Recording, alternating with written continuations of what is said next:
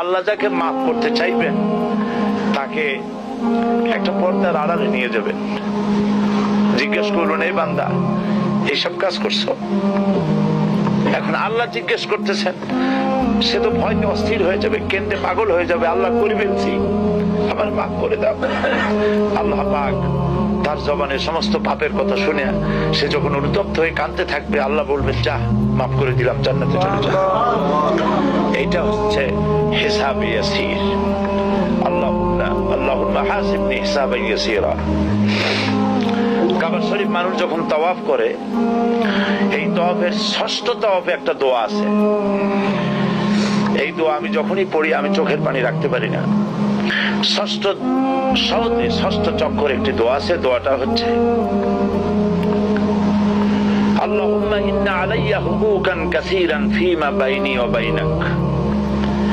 আয় আমার রব, তোমার সাথে আর আমার সাথে অনেক দেনা পাওনা আছে, আর তোমার বান্দাদের সাথেও আমার অনেক দেনা পাওনা আছে।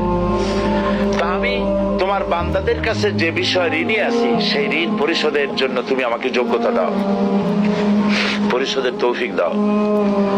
আর আমার কাছে তোমার দেনা আছে, তা আমার কাছে তোমার যে দেনা আছে সব দেনা তুমি শোধ করে দিয়েছো। আমার চোখ দিয়েছো, মুখ দিয়েছো, কান দিয়েছো, স্বাস্থ্য দিয়েছো, বউ দিয়েছো, বাচ্চা দিয়েছো, টাকা দিয়েছো।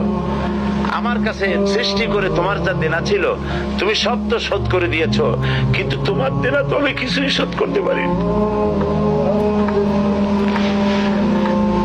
তোমার দেনা আমার শোধ করার একটা পথ আছে মাবুদ, সেই পথটা হলো তুমি আমার মাফ করে দাও।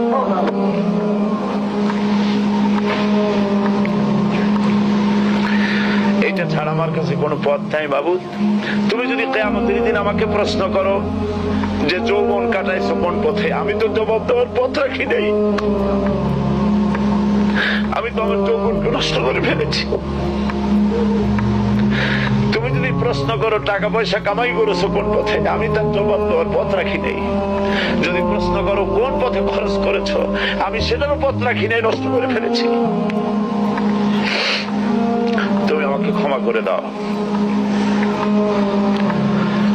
সেই জন্য আল্লাহর কাছে দোয়া করতে হবে, রব্বানা আতিনা ফিদ দুনিয়া হাসানাতান ওয়া ফিল আখিরাতি হাসানাহ ওয়া কিনা আযাবান নার ওয়া আদখিলনাল জান্নাতা মাআল আবরার ওয়া আদখিলনাল জান্নাতা বিগাইরি হিসাব।